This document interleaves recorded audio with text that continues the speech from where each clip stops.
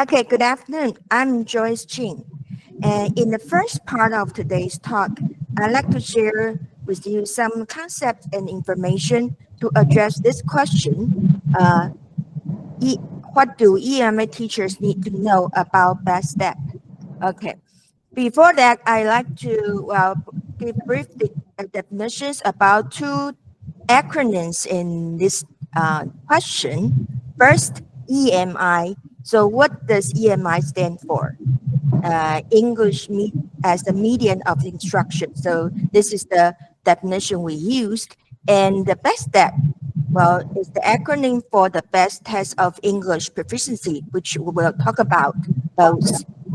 Then next, before we go on to our talk, I'd like to conduct a mini survey, okay, to talk about challenges to EMI. So there are some challenges which function as speed bumps on the road, as you can see in this picture, which slow down the students' progress. So in the chat box, you will see a link.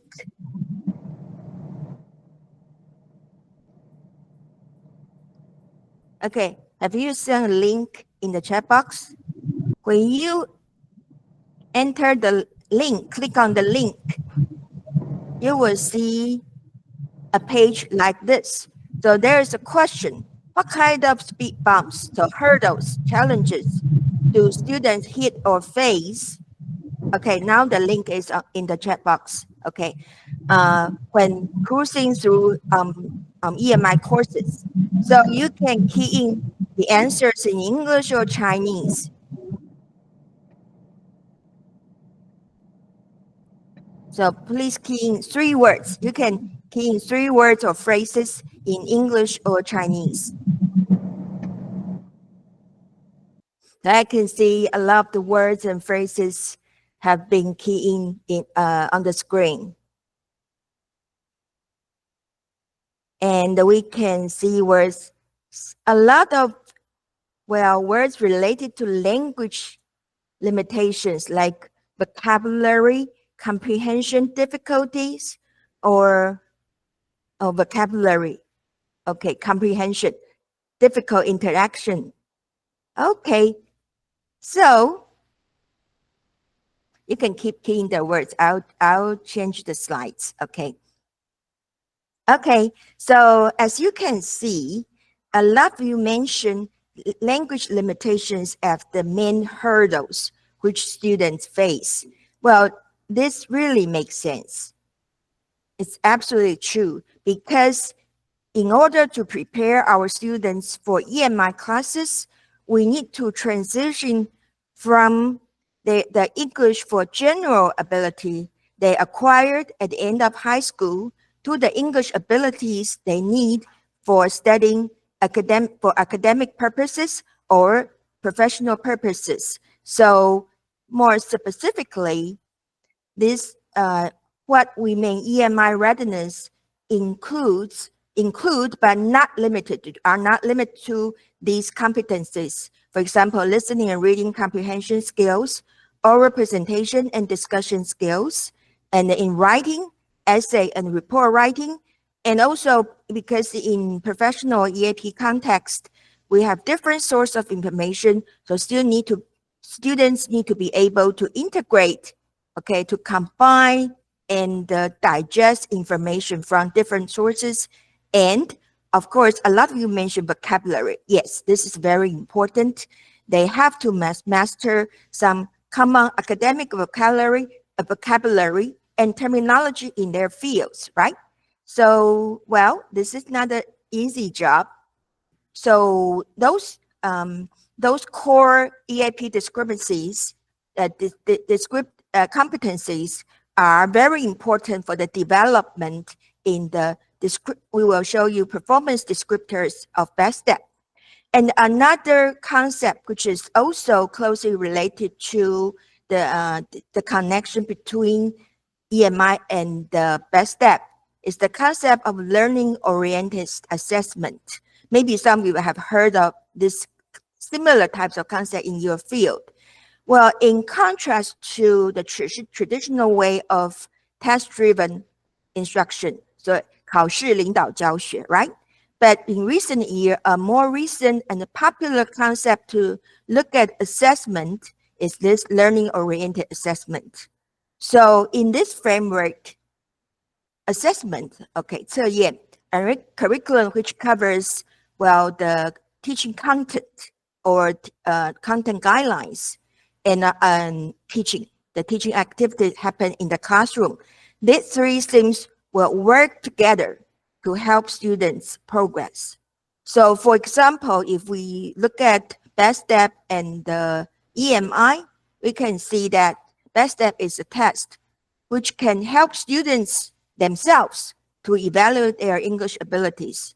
Well, at different timing, one of the timing will be before they decide whether to take EMI courses. And also, Bestep can help universities and instructors to evaluate whether students are ready for EMI courses.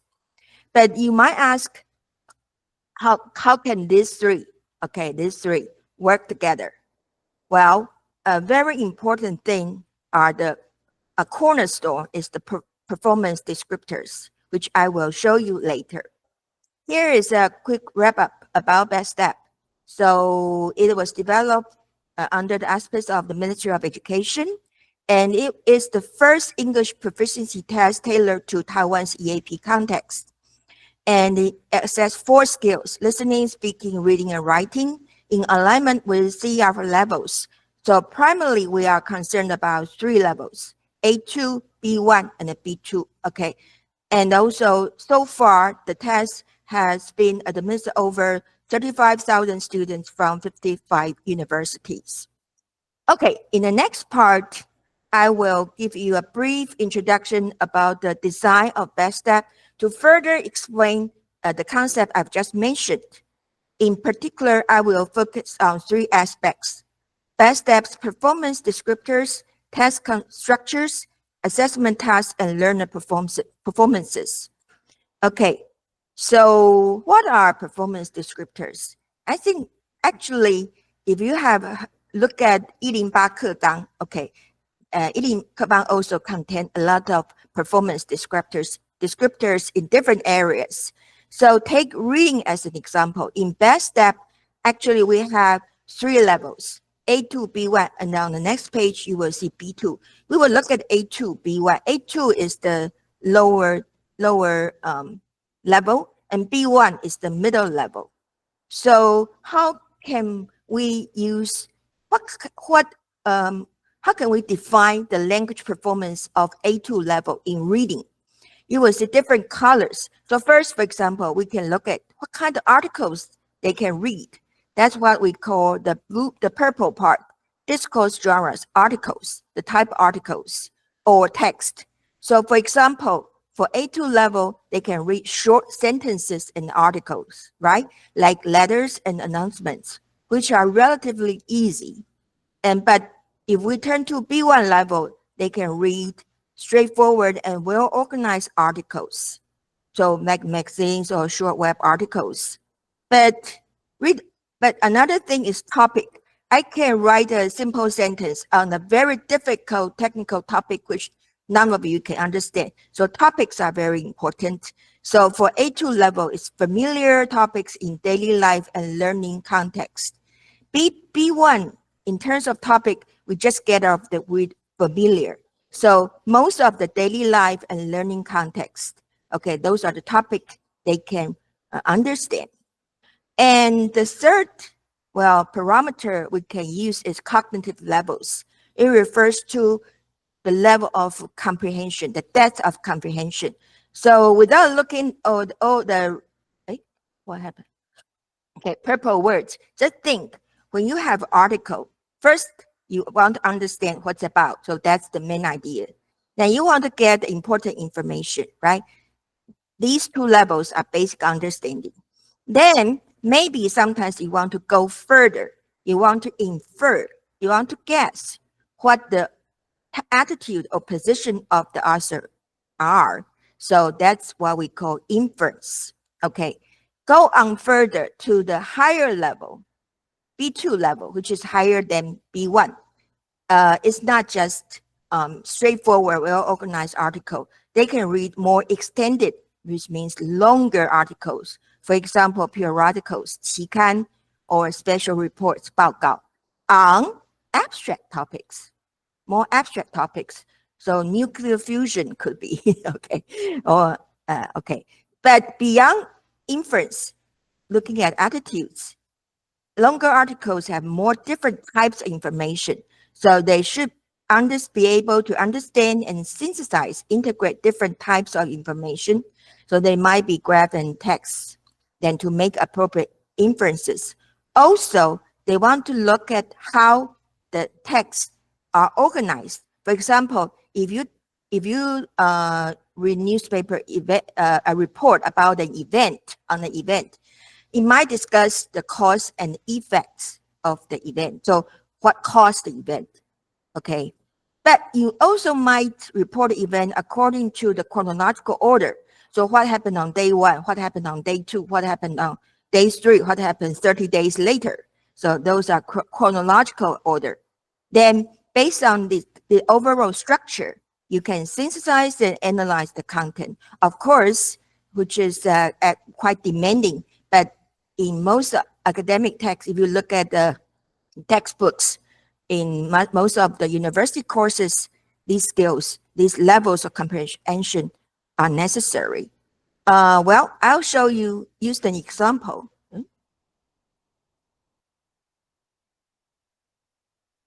I'll use the example from the Bestep reading test, part 3, which contains long reading passages. And well, now I'll give you just 15 seconds. Please tell me what this article is about. Just 15 seconds, 15秒哦. Can you judge what this article is about? Maybe if you are ready, maybe you can write your ideas in the chat box.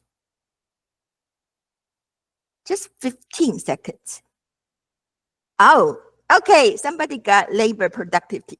Yes, but you don't need to read the article. You just look at what this a picture is worth 1,000 words, right?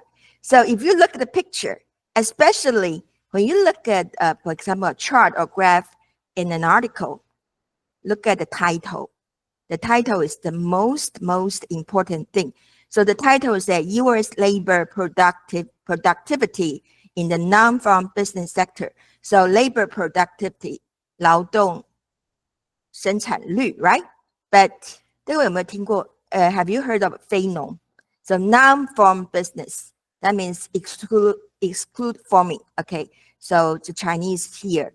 Then the government reports this rate, this productivity information quarterly. So every season. Okay, so that's basically this article is about. And it's just the first page. Okay, but you can get a lot of information. So if you want to know the definition, you can look at the first paragraph, the sentence I underline.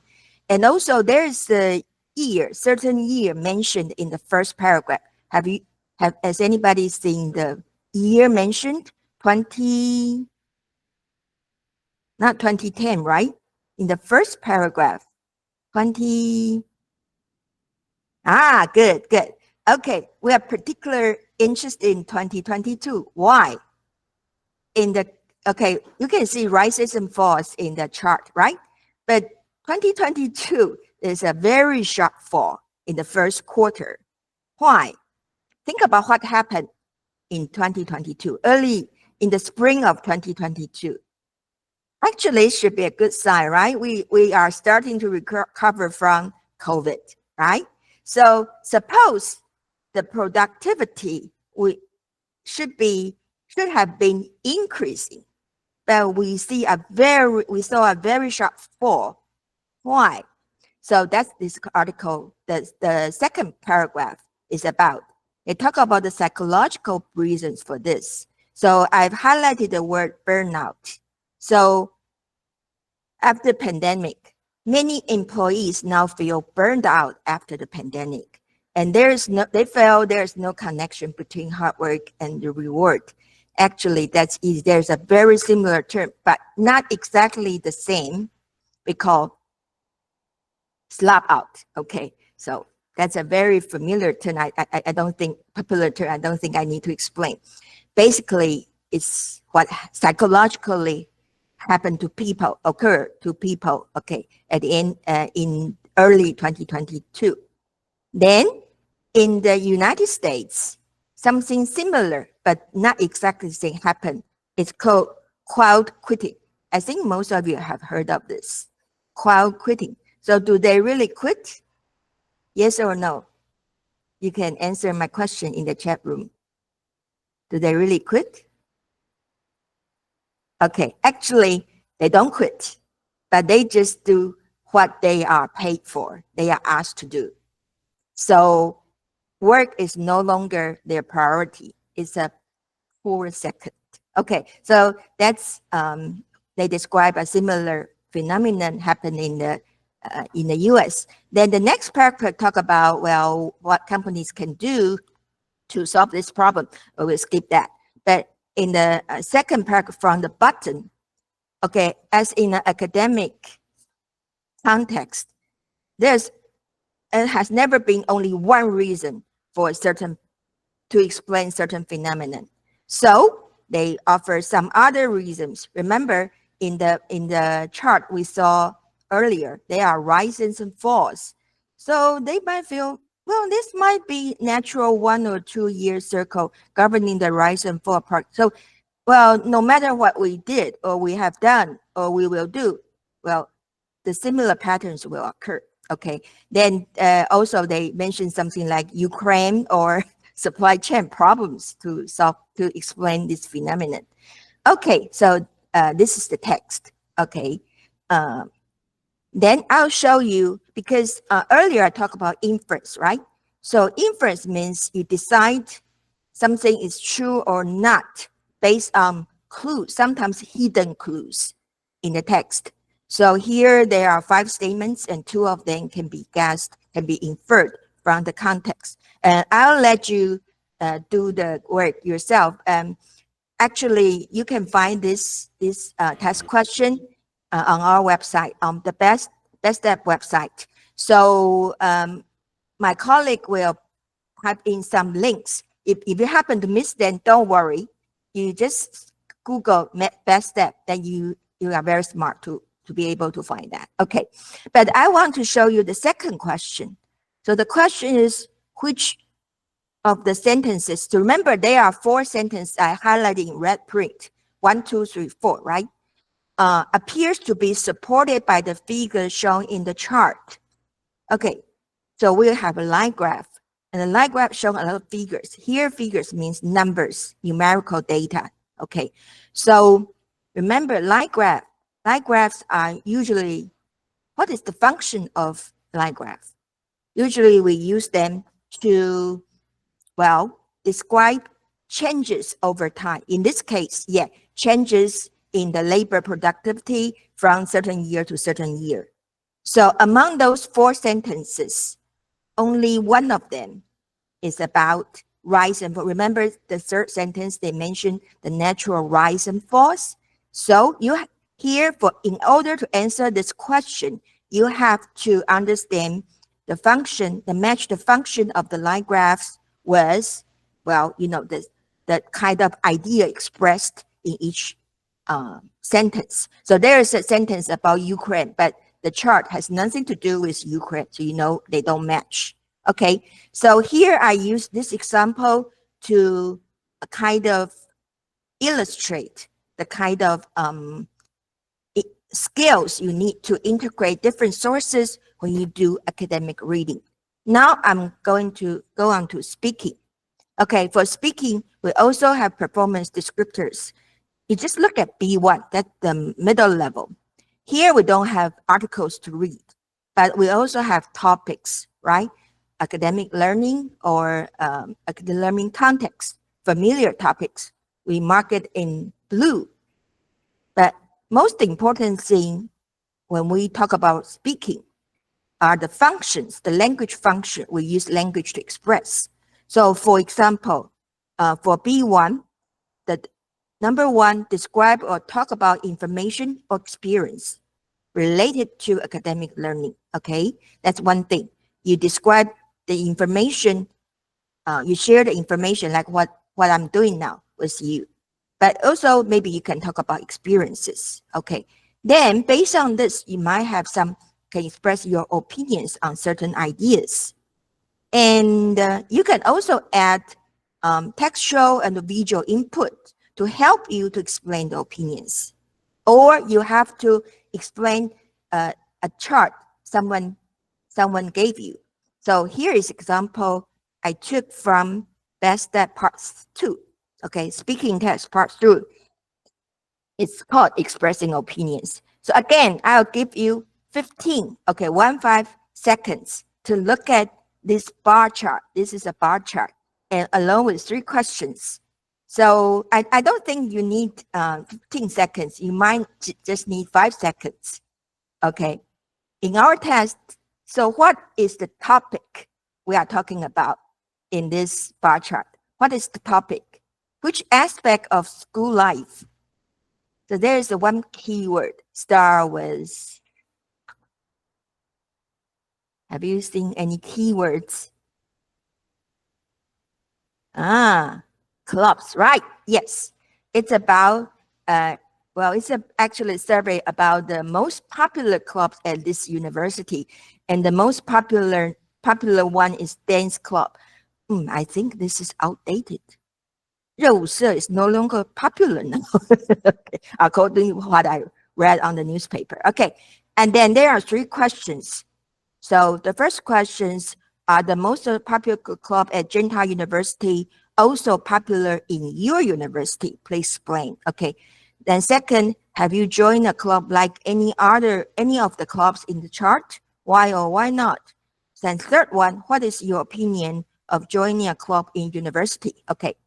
So think about the questions. The first question, the most popular club shown in the chart. So you have to explain the key points in the chart. This refers to the descriptor number 3, right? But the students also have to relate this to their own experience. So explaining information and relating the information to the daily life actually are very important skills in academic learning, right? Learning any academic subjects. Okay, here we use something students are familiar with, joining clubs to practice academic skills. Also, next one, have you joined a club like any of, okay, this is also about experience. Then the third one, what is your opinion of joining a club university? This is what we call going from personal experience to general ideas. So they have to think about among the university students, well, joining a club is good for them or bad for them. What are the advantages, disadvantages? So they have to go beyond their personal life. Okay, let's see how our students can perform. To help you understand their answer, okay, I'll give you the script to make your task easier. Okay, look at this is students from a performance of a B1 student. I think, yeah, maybe, but I'll pretend. I'll try to. Well, the fluency will like. Well, I think pop music club is also popular in our university. Okay, then blah blah blah. Then third line, and I'm happy. I'm happy for them because they feel a sense of achievement. Okay, so what do you think about their performance? Just look at the script. Okay, definitely, even from the way I mimic the students' production, well, it's not very fluent. What an image I will use, a metaphor is the student is squeezing, toothpaste, right? Do you use toothpaste every morning? So you have to squeeze toothpaste from the tube. You just squeeze a little, right? If you squeeze too much, your husband or your wife will say, well, you're wasting the stuff. So the student squeeze a little bit toothpaste out of his tube. So the most typical example is the one I kind of dramatically perform. They feel, finally, I got a word, a sense of achievement. But they can express their ideas, they finally. And actually, this is in a lab test, so you will feel maybe a little bit strange. But think about face-to-face interaction. Actually, it's okay. Okay, so the students, this particular student can express his ideas. The problem now is we have 3 questions, and the second part of his answer mainly focuses on the second question, maybe cover a little bit indirectly the third question. So his main point is that he stopped at what before, remember I mentioned personalization, like personal aspect, but he didn't go on to talk about, to generalize the idea to, well, other university students. So he talked a lot about, the cooking clubs, how the cooking club helps him. But how about other students? They join other clubs. So what are the benefits or disadvantages? So that's the main problem. Okay, now I'm going to show you a B2 performance. So now I'm not going to play that since it doesn't seem to work. So this lady is a little bit more fluent. So first, the popular clubs in Gentile University are guitar and dance club. And these 2 clubs is also popular in our university, blah, blah, blah. So this lady has better fluency. But you can see she still make some mistakes, but it doesn't affect her communication. Okay. Also, she answers all 3 questions, okay, adequately. And also she has pretty good connection. For example, compared to, okay, these are we call signposts to show, okay, now I'm going to compare to something, A to B, and in my opinion, now I'm going to talk about my opinion, okay, or advantages, absolutely agree, okay, very good use of adverbs, okay, but also she still have a little problems, so she doesn't know how to say horizon, so broaden their heritage. But these little mistakes, okay, don't affect her communication, plus her overall fluency, which makes her performance a B2, okay. Okay, now I'm going to continue to writing. Okay, writing, we will look at report essays. As I mentioned, these are the report and abilities to write report essays are very important, essay writing. So for B2 students, they should be able to produce an essay which develop an argument, giving reason in support of or against particular point of view. So they need to have argument, 论述的发展. Okay, for example, if you agree with certain position, they want to take certain position, they have to explain the reasons. If they think something is better, they have to explain the advantages. And sometimes may ask them to explain both the advantage and disadvantages, then decide on their position.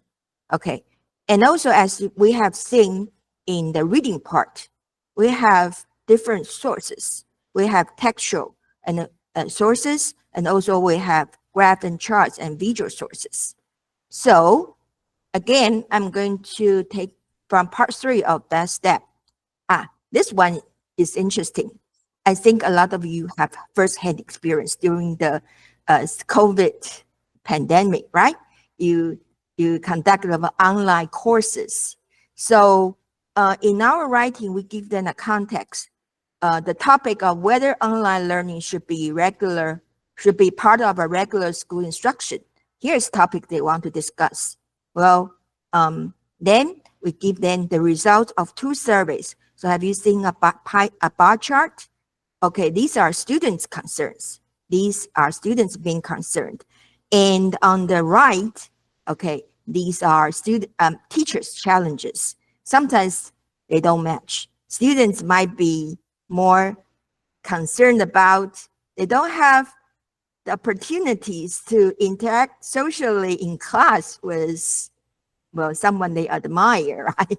Okay, but for the teachers, I think you might be worried about how to keep students engaged. So what happened on the other end? Are students still there, or are they doing something else? Okay, so we have these 2 types of sources. Then they have to write the information. They have to summarize the main points, like in the first paragraph. Then they have to talk about their point of view, okay, and make a conclusion. So this is a B2 writing performance. The student did a very good summary in the first paragraph of all those figure 1 and figure 2. And then she did talk about her point of view. And then I think she took a little bit middle position, and she also made a conclusion. Her major weaknesses, that's why she's not a C1, that's the top level. In these sentences I underlined, she are not fully developed. And also there seems to be some self-contradiction. For example, let's look at the last 2 sentences in the last paragraph, starting with though. Okay, though the online course really gives us more flexibility, we still need to learn from others with social interaction. Then she concludes, I think the online learning will be the trend in the near future. I think these 2 sentences are not well connected, and seem to be maybe a better concluding sentence will be, well, maybe we should have a combination of online and face-to-face courses.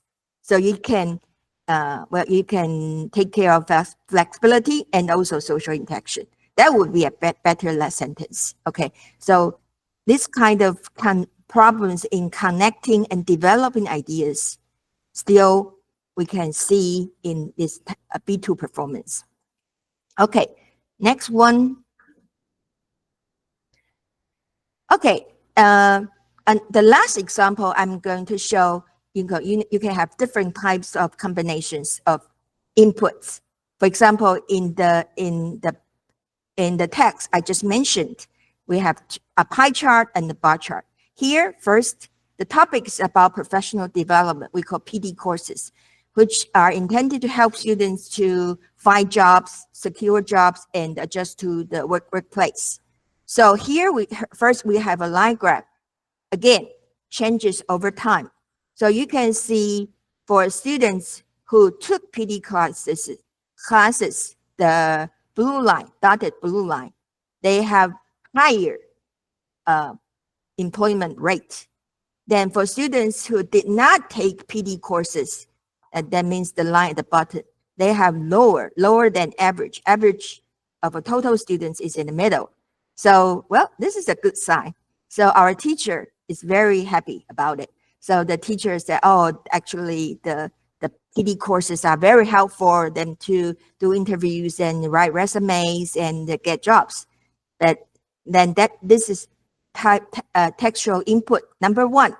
But students, they always have complaints, right? So they think, okay, these courses are really helpful to help me to get jobs. But these are students. This is an alumni who graduate from this university. But the course didn't help me to adjust to the workplace environment. For example, well, they cannot explain why the jobs are so bored and make me tired, and also how can I get up in the early mornings. These students think, okay, these things should be also covered in the PD courses. Well, it's one type of input, right? Okay, then your task is easy. You need to write on the topic, college should do more to prepare their students for life after graduation. So for their workplace career. Okay, so you have first summarized the points from, now we have 3 sources, 2 graphs, 2 texts, 2 short texts, different viewpoints, and the 1-line graph. Then you have to explain, well, whether you think you will experience similar feelings similar to the students which called Greg describe. Then, well, we can see what students think, right? So they have to write an essay. Okay, so that's basically my part. So to sum up, I have to conclude with key areas where students face, well, in EMI classes might face challenges. First, they have understand and synthesize different type of information, and they have analyzed the content of longer articles. And also, I didn't have time to talk about listening. Listening, we call discourses, 言谈, discourses like lectures, and make appropriate interpretation. And also, they have to be able to construct and present one's argument effectively. That means they have, for example, in the essay that B2 student wrote, so the last concluding sentence is not effective because it does not connect well with the previous sentence. So, well, it's kind of 有点前后文不对, right? Okay, then the last, also in my part, I've shown you a lot of textual and visual inputs. So how to integrate information from these different inputs, I think is something maybe we have to give students some help. So what kind of help can we give students? Let me give the floor to my colleague,